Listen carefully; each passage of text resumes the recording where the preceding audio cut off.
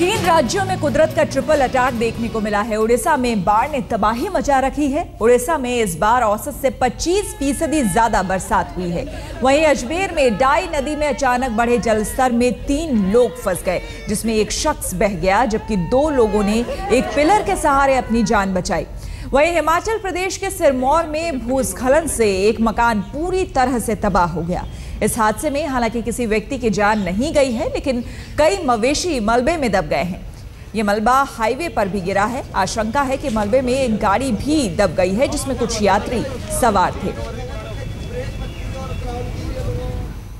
राजस्थान में इन दिनों बाढ़ और पानी का कहर बरपा हुआ है। हर दिन हादसे की नई तस्वीर सामने आ रही है।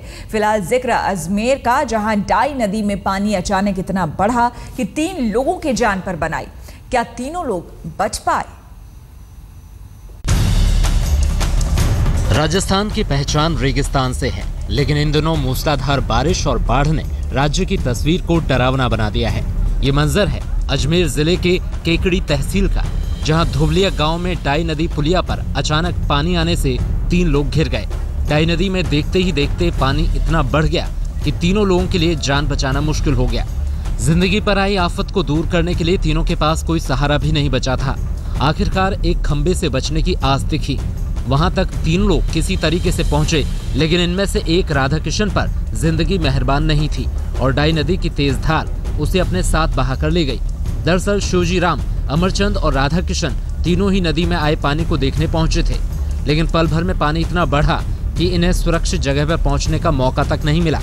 हालांकि डाई नदी में 100 मीटर तक बहने के बाद ये ललसड़िया बांध के पिलर तक भी पहुंचे। वहां घंटों तक लटके भी रहे, लेकिन राहत दल 2 लोगों को ही बचाने में कामयाब रहा। राजस्थान की कई नदियां इस वक्त उफान पर हैं। बरसाती नदियां भी अचानक पानी बढ़ने से जानलेवा साबित हो रही हैं। ताज़ा मिसाल अजमेर की डाई नदी है। सावधानी इसी में है कि इस वक्त शांत भी और बलखाती भी सभी नदियों से दूर ही रहें। शरद कुमार, अजमेर, आज तक। और बीती रात हुई भारी बारिश ने हिमाचल के सिरमौर जिले के सतीवाला में तबाही मचा दी। राष्ट्रीय राजमार्ग 72 से सटे सतीवाला में भारी बारिश के बाद भूस्खलन हुआ और एक मकान पूरी तरह से तबाह हो गया। हालांकि इस हादसे में किसी व्यक्ति की जान नहीं गई है, लेकिन कई मवेशी मलबे में बह गए हैं। भूस्खलन से गांव के और भी कई घरों को नुकसान हुआ है।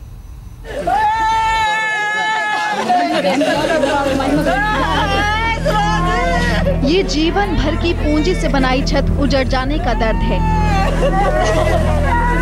हिमाचल के सिरमौर जिले के सतीवाला गांव में बारिश कहर बनकर टूटी। भारी बारिश की वजह से एक मकान बर्बाद हो गया। पहाड़ खिसककर इस मकान पर आ गिरा, जिससे ना मकान बचा ना मवेशी। घर वाले खुशकिस्मत थे कि खतरे को भांपकर मकान से निकल गए। एक्चुअली ऐसा हुआ जी कि रात को यहाँ पे देर रात में काफ़ी तेज़ बारिश हुई थी, जिसके तहत एक व्यक्ति का घर जो है वो पानी में बह गया। वो उनके खुशकिस्मती रही कि उनमें से कोई जान का किसी का नुकसान नहीं हुआ, परंतु उनके जो गायें थी वो शायद इसमें बह गई हैं और इस मलबे में फंसी हो सकती हैं। बारिश का कहर इस मकान पर ऐसा टूटा कि मकान का खंडर तक नहीं बचा। बुनियाद से उखड़कर एक पक्का मकान लापता हो गया। पहले जहां मकान था, अब वहां मकान के निशान बाकी हैं।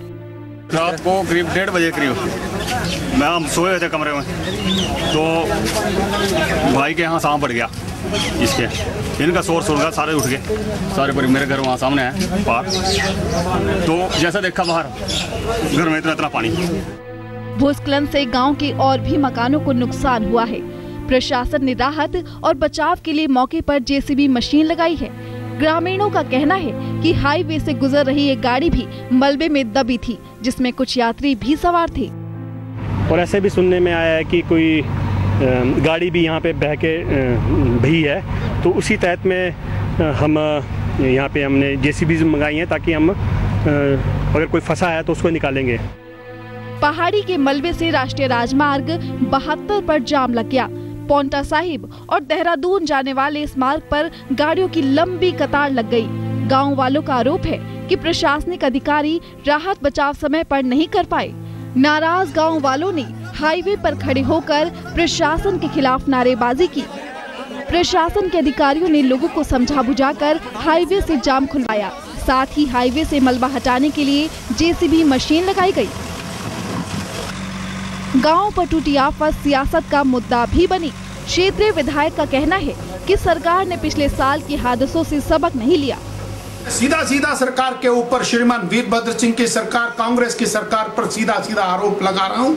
पिछले साल 16 जून को ये आफत आई थी और इसी इलाके के अंदर बादल फटा था।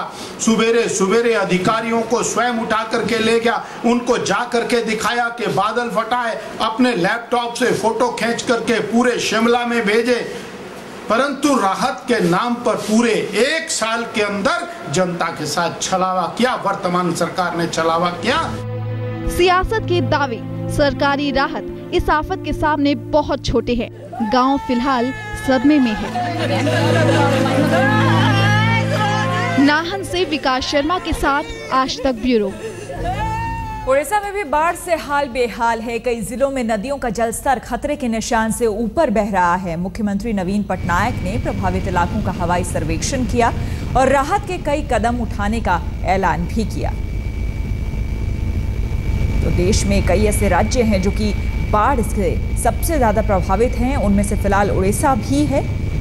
आप देख सकते हैं तस्वीरों में हवाई सर्वेक्षण कर रहे हैं नवीन पटनायक, उड़ीसा के मुख्यमंत्री।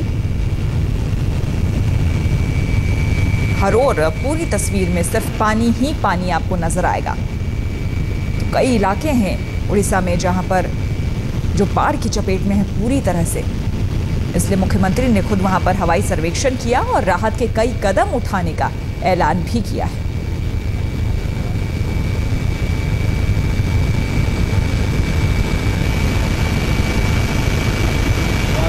जो नदियों के बगल में जो रिहाइश होते हैं, रिहायशी इलाके होते हैं, जो लोग वहां पर बसे होते हैं, उन्हें खास करके सरकार की तरफ से अलर्ट किया गया है कि वो नदियों से कम दूर रहे इस दौरान, ताकि कम से कम प्रभावित हो।